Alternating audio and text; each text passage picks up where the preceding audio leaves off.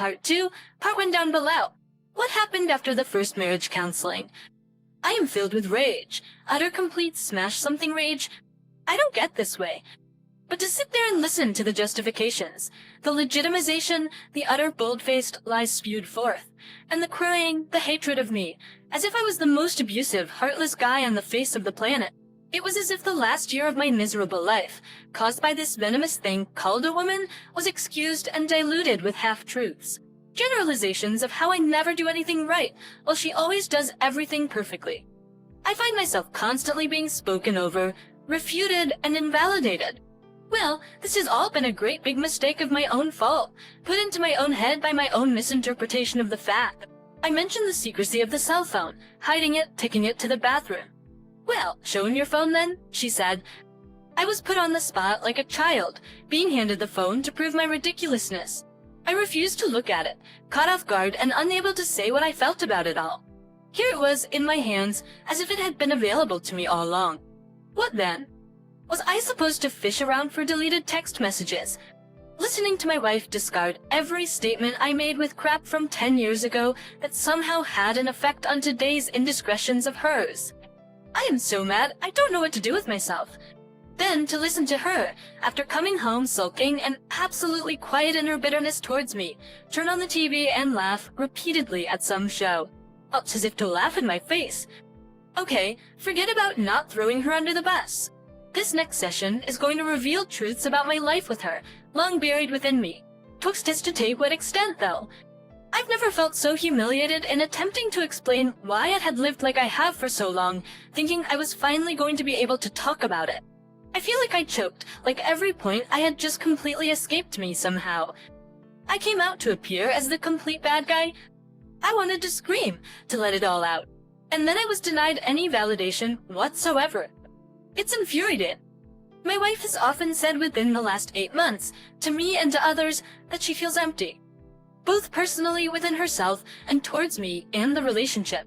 This was coupled with a sense of a lack of happiness as well, and she stated it. She told the marriage counselor that her becoming involved with the other man was what made her aware that something was wrong with the marriage. But when I stated how devastating that was to me, it was quickly minimized by statements such as how we hadn't been happy for a couple of years.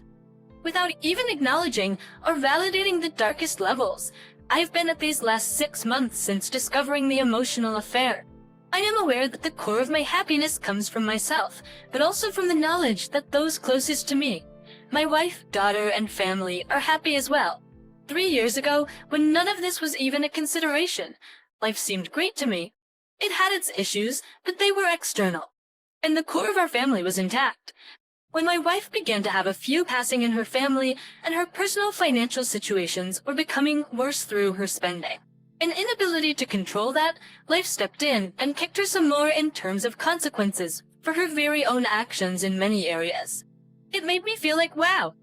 Each issue in itself became aggravated and increased. The spending habits flew through the roof. The emotional affair began with some old boyfriend from high school that she had never even spoken to. A teensy USB depression set in for both of us me in response to her, and her in response to what was happening in her life. I was there the whole time, available. I would ask and ask again if there was anything I could do to help, anything she needed to talk about, anything. But by that time, unknown to me, I was part of the problem. 3 weeks on meds for her anxiety and panic attacks, and there I was, part of the problem. Then 2 months into it, and I was the sole problem. Her friends were around us the whole time, knew me and knew us inside and out. Now, none of them talk to me at all. None of them are there to help, her or us. They have evidently heard a one-sided story. I somehow made her miserable, kept her trapped, kept her under my complete control. So she found another man and got close to him.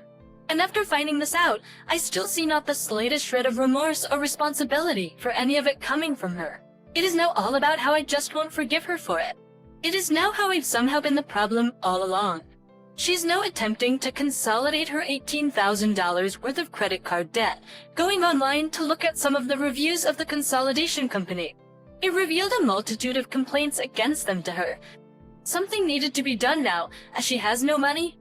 And how dare I not support her wholeheartedly, without hesitation? I've never seen such disgust and resentment in her eyes as I see now. I've never witnessed someone so randomly and carelessly destroy and jeopardize every aspect of our lives and then speak as if it had always been so horrible. Something is not right with her, but this is the 6th time I have heard her say to me that she is not feeling it, that she just doesn't know why, but wants me out, feeling like she is walking on eggshells, feeling like I hold her accountable for her pursuit of all things anti-marriage, anti-future, anti-stable financially. Not an hour has passed since she last uttered the words, "We can't go on like this," to me, and she's laughing every 30 seconds at some movie on television. It is not that funny. Even a comedy is not that funny. Something is cracked inside of her. I can count the days back to when these behaviors all began. It was as if merely days since she began her regimen of medication that these things all began. I went online and saw people say that it has saved their marriages, that it has given them peace and relaxation. It has turned my wife into someone I do not know anymore, someone who a year ago would have been repulsed at the thought of some of the actions she has taken since. I am not seeking a scapegoat, but the counselor we went to did not have more than a few moments to speak between her crying, angry outbursts, and complete rebuttal of each issue I showed concern about. Now her life revolves around her girlfriends, partying, concerts, and clubs. Nothing in our life together is considered of any value to her anymore.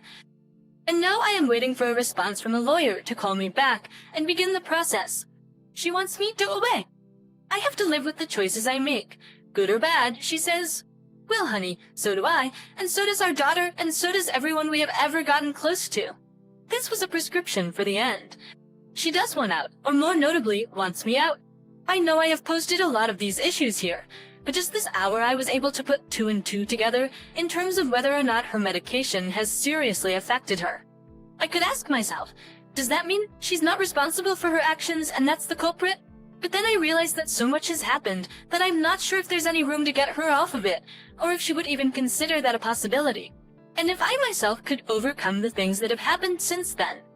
We co-signed on a house that neither of us can afford alone, and we have a child who considers that the only home she knows. I invited my wife's mother to live with us for the 2nd time in our 16 years together because she fell on hard times and had nowhere to go. Now she facilitates watching my daughter while mommy is out with her friends, drinking for free from other men buying those drinks, and I have to try to compete with grandma for time with my daughter. While the weight of what my wife is doing weighs on me, her mother and my wife could probably afford the house together. They both work, but then comes the issue of my daughter. Is that a good place for her to be? My wife's mother refuses to get involved and only says that her daughter has a problem and we should go to counseling. Well, we tried that. It burned me and only made my wife resent me further for expressing the problems I saw between us. Coupled with my wife's total lack of responsibility or acknowledgement of it, this brought about the statement that I don't think I will ever get past my lack of feelings. I haven't left the house until a court orders it, if they do. I've seen the list, and it seems like it's for someone trying to completely ruin another person, not just settle things and move on. It seems like if all of this was someone doing this to me in their right mind, uncorrupted by medication, I would have no problem swiftly and completely running her out of the picture by whatever means legally necessary. This whole medication situation, however, gives me pause. Maybe it just gives me an excuse to chicken out and settle for less. Can I ever go back? Even if she stopped taking the medication and got her mind right, I don't want to uproot my daughter in all of this and fight forever in court. But at some points in the week, I thought we would surely be able to agree on things during a mediation type of divorce, but now I am not so sure. My lawyer won't call me back. Maybe I need to find another. Sometimes anxiety and panic are necessary to stop you from messing your whole life up, and the lives of those close to you. Right now, nothing that I've spent the last 5 years complaining about and being hurt over comes to mind, as all the wonderful times we had as a family together has me bursting into tears every 10 minutes. I'm sitting here at work and can't think of anything other than all the fun times, holidays, and special things we did. What a horrible loss this has come to, despite all the misdeeds of my wife and the pain she's caused. We still had good times too. My wife feels like this is all her fault and says so. Maybe she's just playing the martyr to facilitate ending things. But I am trying to accept this loss of feeling towards me and our marriage. My wife is afraid our daughter will come to hate her for this. I can't see reconciliation as an option at this point, nor can I trust any attempt at it for myself as being something other than simply trying to hang on for dear life. I can't make my wife feel for me like she should. Last night, we had a talk about how to pursue the divorce. It wasn't negative in any way at all between us, but we were both very sad, of course. We were together for 16 years, had a daughter who is now 9, and were married for 10 years. I could be really harsh and sue for full custody and child support, battling it out in court when neither of us has much money. My wife is just now starting another consolidation for way too much debt. One of the issues is that pursuing full custody and demanding child support would ruin her financially and most likely lead to bankruptcy, therefore losing the house anyways. I don't want to live in that house. I can't afford it by myself. Even if my wife were to have to pay support to me, with so many memories there, it would be like living in a time capsule of hurt. Good memories, but still hurt. A daily reminder of what once was. My wife should be able to handle it though, and I'm willing to sign the house over to her. There is no equity in it, and its market value has fallen to the point it doesn't even qualify for refinancing. If this consolidation works out, and her mother living there pitches in, then they can live there, and provide a comfortable place of normalcy for my daughter to live. She can stay in the same school with the same friends on the block to play with, a room full of toys and space for pets. In terms of custody, I would be able to see my daughter at any time. Even aside from the typical shared custody routines, I will make sure that's all in writing if we proceed with the mediated divorce agreements.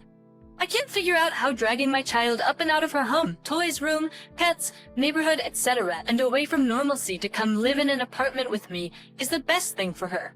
Only, it will be me that has to go away, but she is daddy's girl by all means, and this is going to really hurt her any which way it works out. Basically, my paying child support to my wife will be the same as my paying for daycare if our child were to live with me full time. I am trying not to be selfish about it either. I know my wife is a good mother and genuinely cares for our child, and she is not being unfair towards me in any way about all of this. She just wants to be done with the marriage.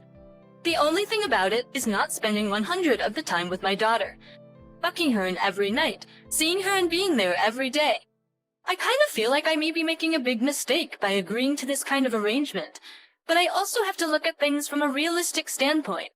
It's my financial capacity, putting hardship on my wife, and how it will affect my daughter's lifestyle. No agreements have been put on paper or signed or even mediated yet, but I am trying to think of what is best for my child. This is so difficult and painful. Just a week ago, I was all excited about getting away from my wife and so resentful at what she's done. But right now, I'm a mess.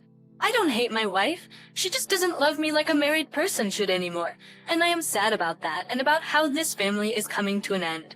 She wants to be done with it, feels empty towards me and inside, and so I have to let her go. After facing its finality, however, I don't feel emotionally strong right now. I don't want to rely on resentments to keep myself going. I am dreading the grieving part. I am dreading the time away from my child, and I can't really say for sure what is best for her. I plan on getting a 2-bedroom apartment and moving a lot of her toys, etc. With me, so she has her own room there too. My wife has said that anytime she wants to come visit me, she can. I am afraid of when conflicts arise, so I know I have to somehow get that on paper. I guess I don't really know what I am asking here. Am I just seeking someone to say it's okay not to fight for full custody and destroy my wife's life? Even if she deserves it, it all trickles down in some form or another to affect my daughter.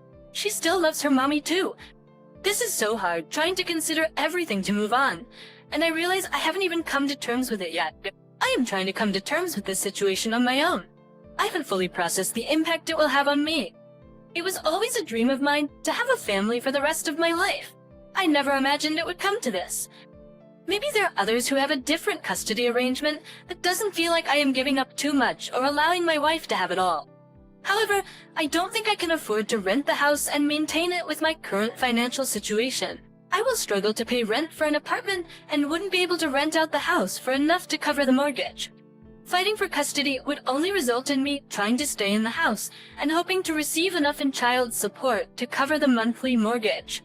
This is a big if, considering my wife's financial situation.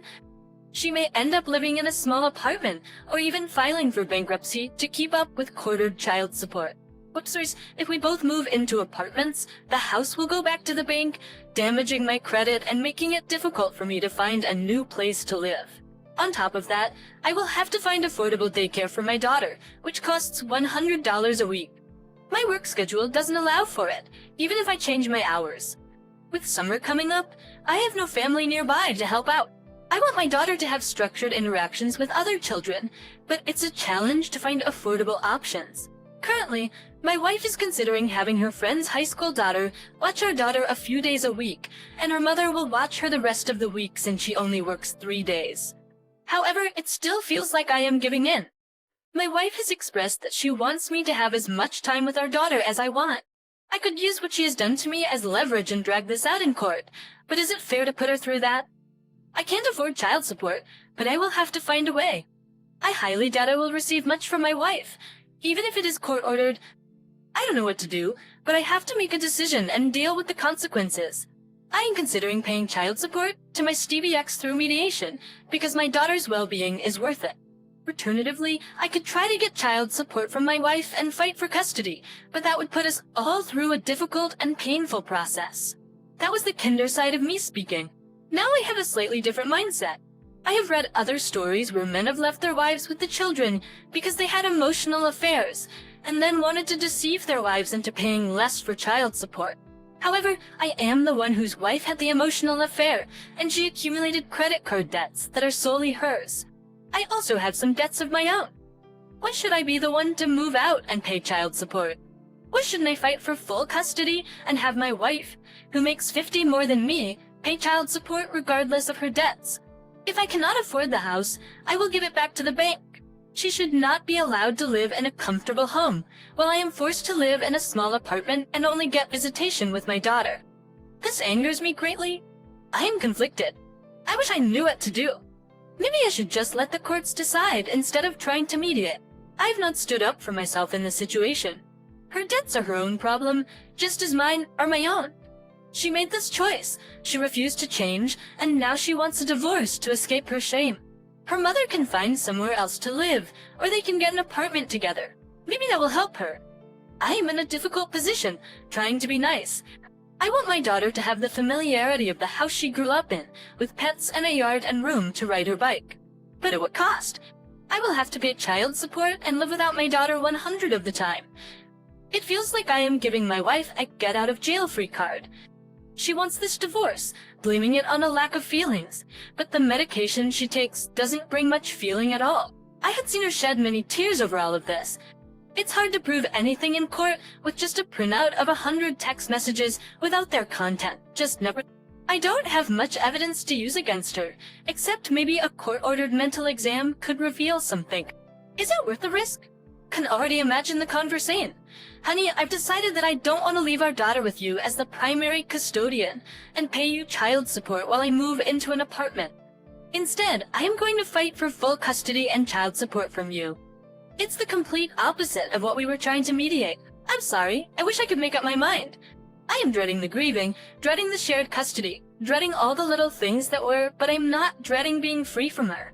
I will have to move out and find an apartment, starting over after 16 years together and 10 years of marriage. I thought I was in a good enough place mentally to let it go, but then my 9-year-old daughter's voice reminds me of what this was supposed to be. I can't make her want this. She messed up. She had the emotional affair. She thinks life will just go on, and this won't affect anyone but herself. I have to live with my choices, good or bad. It's the epitome of selfishness, never listening to me about her debts and controlling her spending. And now I have to find a place and financing with limited time. I sit at work and think to myself, I can do this. I can get through this and move on. She's not worth it. But then that little person is there, saying tuck me in the quiet of the night. In the quiet evening hours, I hear through the walls my wife laughing again at something on TV. I ask myself, how can she laugh right now? At anything somehow, I am unable to unravel the intertwined, bold-faced, and smiling as well. All those plans, all those days of happiness, nowhere to be found in her. And even a living reminder in the form of a little human being is not enough to sway her reconsideration. I talked to a real estate agent today, taking another step in this marble cliffside I face. I sure hope there is warmth way up there atop of it. You had an emotional affair with a man on Facebook, even after my warnings of his flirtatious posts. To which you called me irrationally jealous and you hate whiny guys. This same chicken crap who said you told him you were divorced when I called him to confront him. And then you said I didn't tell him that. He's still your friend on Facebook, posting weekly well wishes to you and rubbing my face in it. Then you met him for lunch behind my back, while shopping for Christmas presents for our daughter. And all your friends know about it. 5 years of no intimacy between us because you were not the type to initiate, needed understanding and patience. And I loved you enough to not go bonkers about it or pressure you. The tremendous and bankrupt-inducing level of personal credit card debt you incurred, to which you only hated me for trying to control you by asking you to realize what's happening. Sweet weekends after weekends with girls' night out, where if I were to complain one bit, I again would be Mr. Controlling.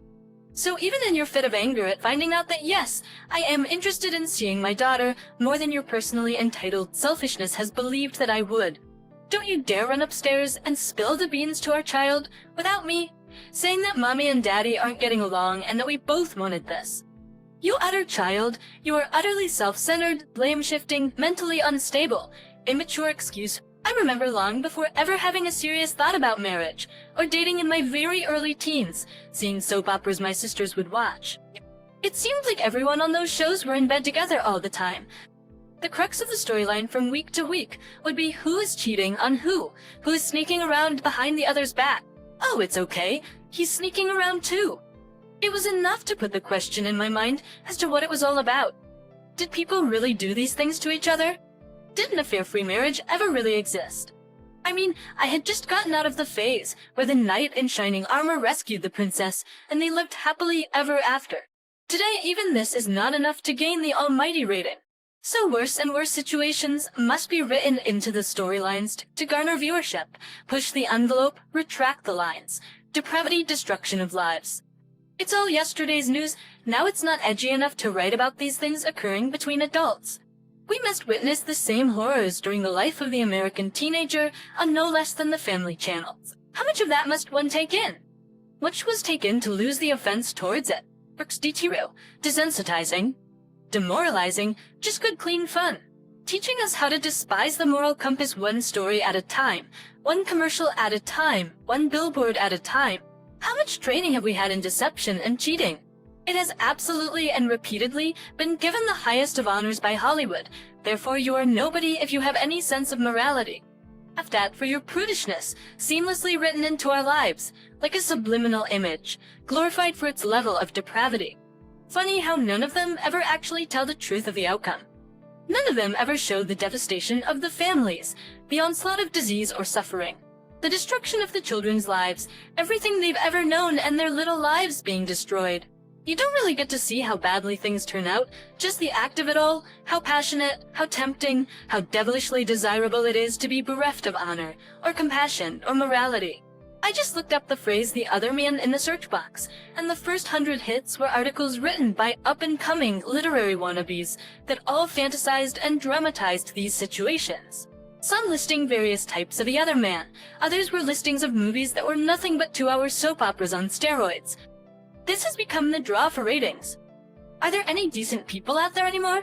It appears that since this is the level one must stoop to obtain the status quo, I will remain inherently uncool.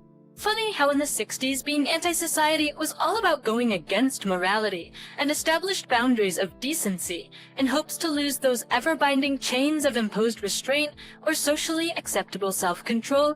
Oh, so burdensome. So here we are now, 50 years later with all the freedom we ever needed, and here we are today, lives destroyed 100 times worse. No boundaries, no mures, stated, no compass, for complete and utter death of the spirit within us that had any hope of recognizing real goodness, completeness of family, and real honor or wholesome love toward one another. Having been given the freedom to restrain ourselves and the control to control ourselves, we find ourselves facing the results of these terrible things we have been conditioned to desire. Part 3 tomorrow morning? Or enjoy your Sunday evening, and I'll get back to working on it.